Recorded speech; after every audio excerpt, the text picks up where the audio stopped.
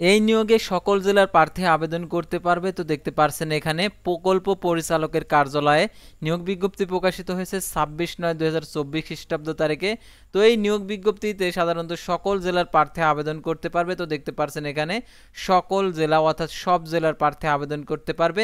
তো এই নিয়োগ বিজ্ঞপ্তি সংক্রান্ত A to Z বিষয় আজকের এই ভিডিওটিতে তুলে ধরা হবে। সাধারণত নিয়োগ বিজ্ঞপ্তির যে বিশেষ অংশগুলো আপনাদেরকে অবশ্যই জানতে হবে। বিশেষ অংশগুলো হচ্ছে আবেদনের বয়স সীমা, আবেদনের শুরুর তারিখ, শেষ তারিখ, আবেদনের শিক্ষাগত যোগ্যতা, বেতন স্কেল এবং আবেদনের ক্ষেত্রে পরীক্ষাটা কোথায় হবে, লিখিত হবে না MCQ হবে, সম্পূর্ণ কিছু এগুলো আপনাদের জানা দরকার। তো সম্পূর্ণ কিছু আজকের এই ভিডিওটিতে জানতে পারবেন। তাই ভিডিও শুরুর প্রথমে আপনি যদি অল জব নিউজ বাংলাদেশ এই চ্যানেলে প্রথমবার এই ভিডিওটি দেখে থাকেন তাহলে আমাদের এই চ্যানেলটিকে সাবস্ক্রাইব করে রাখবেন এবং notification bell button all press করে রাখবেন আর এই ভিডিওটিতে একটি লাইক করে দেবেন।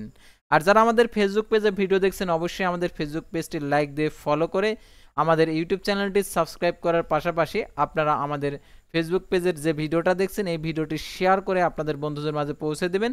আর যারা আমাদের ইউটিউব চ্যানেলে ভিডিও দেখছেন ডিসক্রিপশন বক্সে আমাদের ফেসবুক পেজের লিঙ্ক দেওয়া রয়েছে, তো এখানে ক্লিক করে দেবেন, সাথে সাথে আমাদের ফেসবুক পেজে নিয়ে যাবে। তো আমাদের ফেসবুক পেজে সকল ধরনের নিয়োগ বিজ্ঞপ্তির আপডেট আপনারা জানতে পারবেন এবং ইউটিউব চ্যানেলে তো আমাদের ফেসবুক পেজ এবং ইউটিউব চ্যানেলে যে সকল আপডেটগুলো জানতে পারবেন সরকারি, বেসরকারি, এনজিও, ডিফেন্স, শিক্ষক নিয়োগ, sales, marketing, railway job, NGO job, এক কথায় সকল ধরনের নিয়োগ বিজ্ঞপ্তির আপডেট, পাশাপাশি নিয়োগ পরীক্ষার সময়সূচিগুলো জানতে পারবেন। আর জরুরি প্রয়োজনে হোয়াটসঅ্যাপ এবং ইমো নাম্বার দেওয়া রয়েছে আর ফেসবুকে মেসেঞ্জার অপশনটি খোলা রয়েছে, আপনারা আমাদের সাথে সরাসরি কন্ট্যাক্ট করতে পারেন। তো আর কথা না বাড়িয়ে চলে যাচ্ছি মূল বিষয়ে, যেহেতু আপনাদেরকে যে প্রকল্প পরিচালকের যে কার্যালয়ের সেই নিয়োগ বিজ্ঞপ্তিটা আপনাদেরকে দেখাবো, অর্থাৎ প্রকল্প পরিচালকের কার্যালয়। তো দেখতে পাচ্ছেন প্রথমে বাংলাদেশ অভ্যন্তরীণ নৌ পরিবহন কর্তৃপক্ষ BIWT এর প্রকল্প পরিচালকের কার্যালয়, বাংলাদেশ আঞ্চলিক অভ্যন্তরীণ নৌ পরিবহন প্রকল্প 1 BIWTA টিপি দেখতে পাচ্ছেন BSC tower level 19-21 2-3 RAJUK Avenue, Motijheel, Dhaka 1000 26/9/2024 খ্রিস্টাব্দ তারিখে প্রকাশিত নিয়োগ বিজ্ঞপ্তি অর্থাৎ পূর্ণ নিয়োগ বিজ্ঞপ্তি।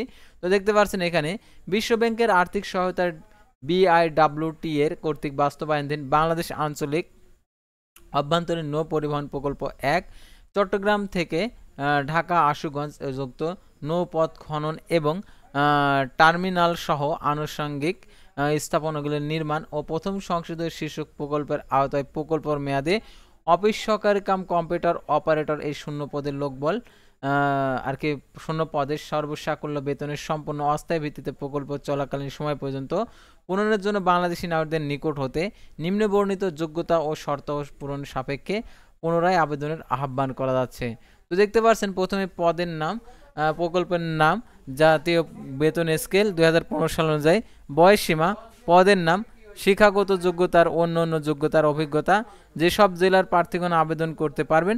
তো দেখতে পাচ্ছেন এখানে অফিস সহকারী কাম কম্পিউটার অপারেটর দেখতে পাচ্ছেন এখানে বাংলাদেশ আঞ্চলিক অভ্যন্তরীণ নৌ পরিবহন প্রকল্প 1 চট্টগ্রাম ঢাকা আশুগঞ্জ সংযুক্ত নৌ পরিবহন খনন টার্মিনাল আনুষঙ্গিক স্থাপনা নির্মাণ। তো দেখতে পাচ্ছেন গ্রেড হচ্ছে 16, 18 থেকে 30 বছরের মধ্যে হতে হবে, অর্থাৎ 16তম গ্রেড 8,200 আর কি 9,250 টাকা থেকে আর কি আপনারা এটা হচ্ছে বেতন হবে হচ্ছে 22,490 টাকা। তো এরকম তাছাড়া দেখতে পাচ্ছেন এখানে মুক্তিযুদ্ধ যারা প্রার্থী রয়েছেন তাদের ক্ষেত্রে 32 বছর, পদের সংখ্যা 2টি, ন্যূনতম HSC পাস হলে আপনি আবেদন করতে পারবেন। কর্মক্ষেত্র কমপক্ষে 2 বছরের কাজ করার বাস্তব অভিজ্ঞতা থাকতে হবে। প্রার্থীকে অবশ্যই প্রতি মিনিটে বাংলায় 30 অক্ষর এবং ইংরেজিতে 30 শব্দের টাইপের করার যোগ্যতা থাকতে হবে। সকল জেলা প্রার্থী আবেদন করতে পারবে। শর্তাবলী: প্রার্থীকে BIWT এর চাকরির আবেদন ফর্মে আবেদন করতে হবে। উক্ত আবেদনপত্রের নমুনা বাংলাদেশ অভ্যন্তরীণ নৌ পরিবহন কর্তৃপক্ষ BIWT এর ওয়েবসাইটে অর্থাৎ biwta.gov.bd তে পাওয়া যাবে। আবেদনপত্রের সাথে পাসপোর্ট সাইজের 3 কপি সত্যায়িত ছবি যুক্ত করতে হবে।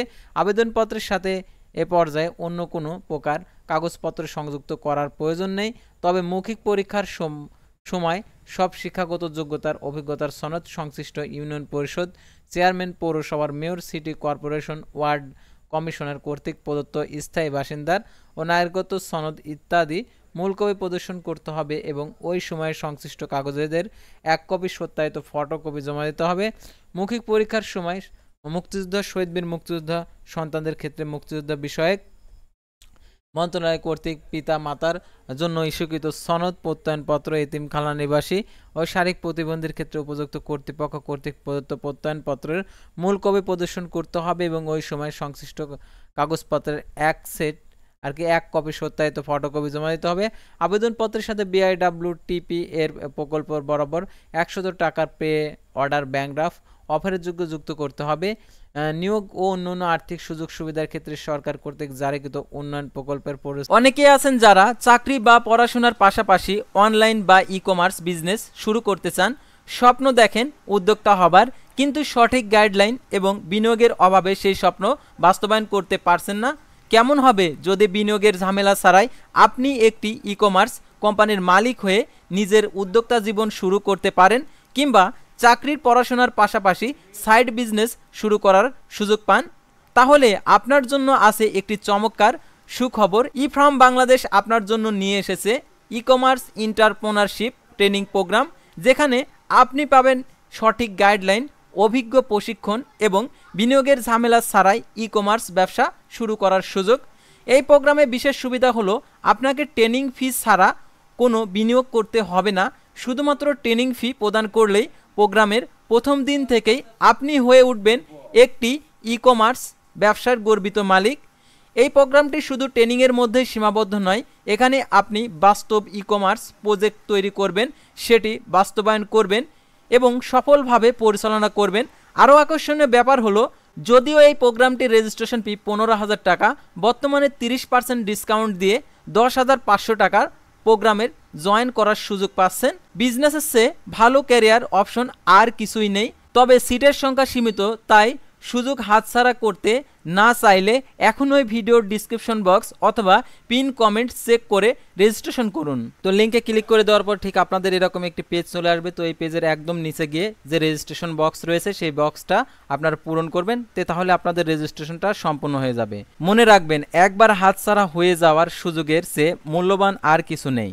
আমার পরামর্শ, এই সুযোগটি কাজে লাগান এবং আপনার নিজের ক্যারিয়ার গড়ে তুলুন। ধন্যবাদ। পরিচালিত নিয়মাবলী অনুসরণ করা হবে। সরকারি, আধা সরকারি, স্বশাসিত প্রতিষ্ঠানে কর্মরত প্রার্থীদেরকে স্ব কর্তৃপক্ষের মাধ্যমে আবেদন করতে হবে। অগ্রিম কপি গ্রহণযোগ্য নয়। আবেদনপত্রে খামের উপরে পদের নাম, পিতার নাম, প্রার্থীর নাম, নিজের নাম, জেলার নাম স্পষ্ট অক্ষরে লিখতে হবে।